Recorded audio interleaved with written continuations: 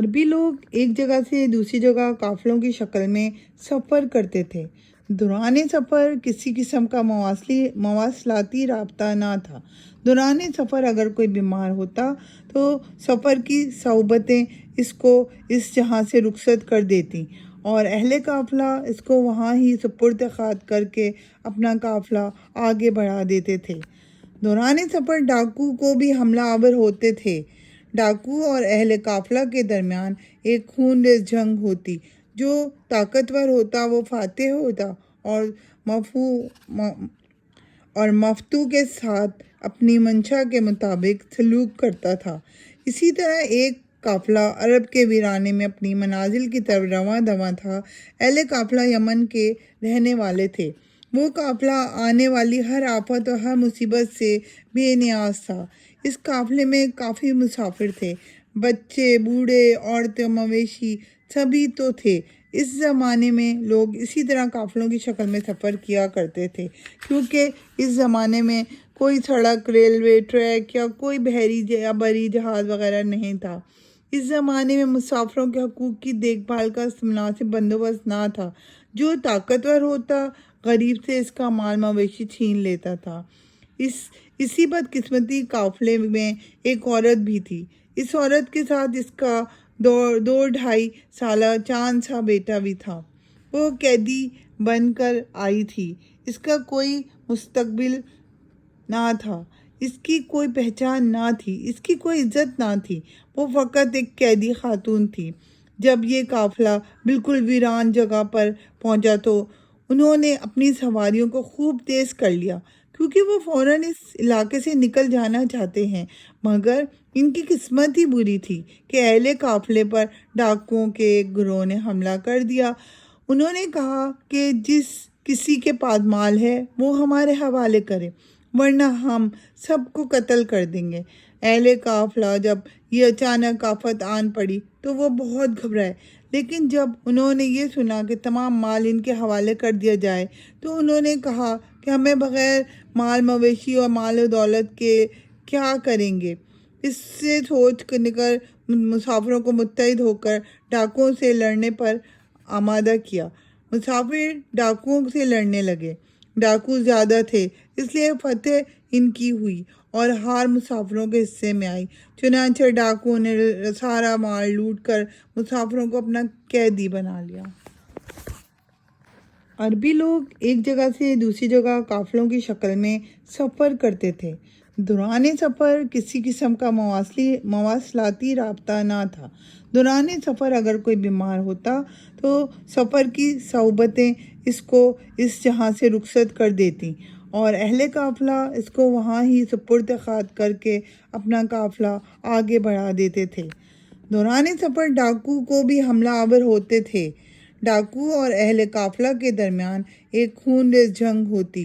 جو طاقتور ہوتا وہ فاتح ہوتا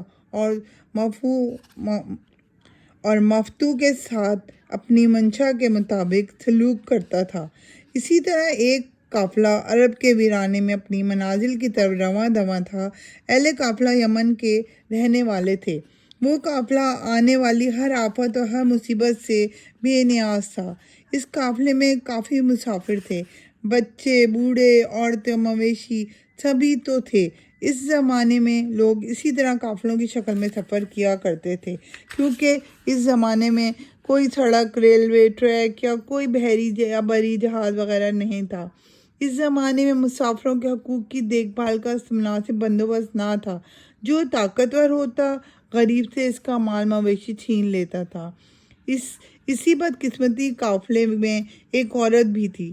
اس عورت کے ساتھ اس کا 2-2.5 سالہ چاند سا بیٹا بھی تھا۔ وہ قیدی بن کر آئی تھی۔ اس کا کوئی مستقبل نہ تھا، اس کی کوئی پہچان نہ تھی، اس کی کوئی عزت نہ تھی۔ وہ فقط ایک قیدی خاتون تھی۔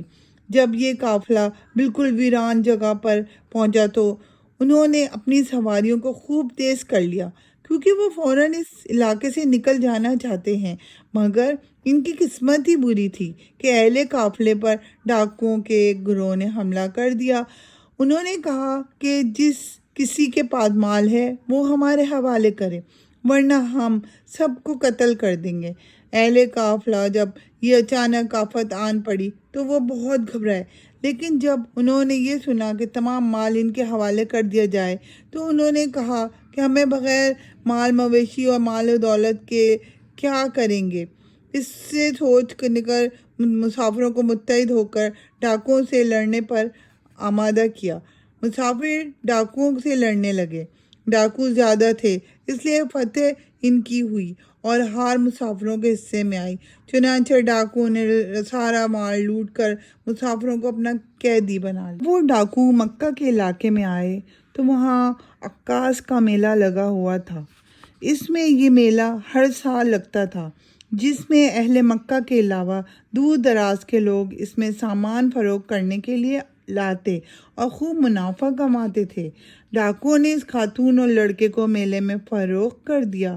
خریدنے والے دلال نے اس خاتون اور لڑکے کو زنجیر ڈال کر ایک پنجرے میں بند کر دیا تاکہ سردار ان عرب کے آنے پر وہ اس خاتون کو ان کے ہاتھ بیچ کر بہت زیادہ پیسہ کمائے۔ شام ڈھل چکی تھی، میلے کا تیسرا روز تھا۔ آج تمام اہل مکہ خریداری و تجارت کی غرض سے میدان عکاظ میں جمع تھے۔ تمام خوبصورت غلام فروخت ہو چکے تھے، بس وہ خاتون اور چند لنگڑے لولے حبشی غلام باقی تھے۔ خاتون کا دل زور زور سے دھڑک رہا تھا کہ کہیں مالک اس کے بیٹے کو اس سے جدا نہ کر دے۔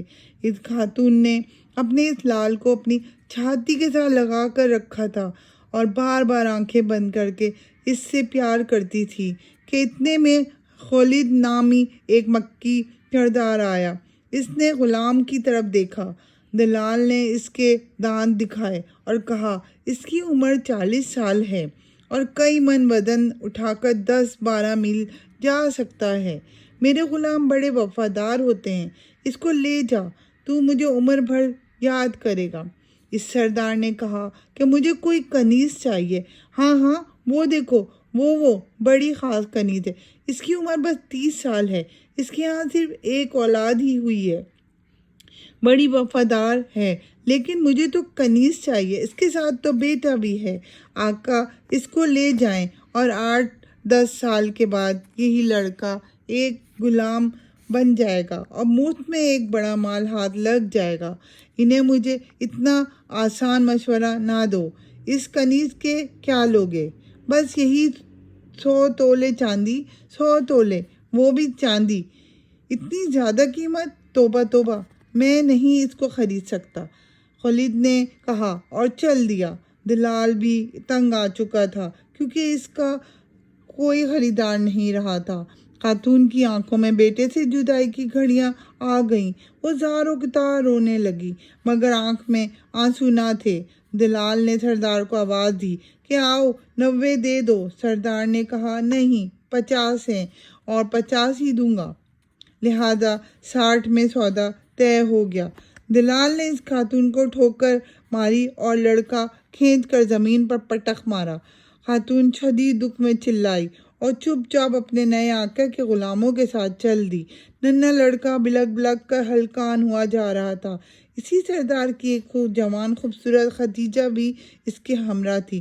وہ لڑکی بڑی نیک سیرت، نیک عادت اور خوبصورت تھی۔ اس کی اس دلال سے کہا کہ اس لڑکے کے کیا لوگے؟ 50 تولے چاندی لوں گا۔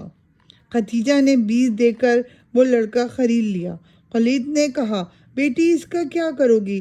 یہ عذاب بن جائے گا، ان پیسوں کا تم اپنا جوڑا لے لو، اچھا سوٹ آ جائے گا۔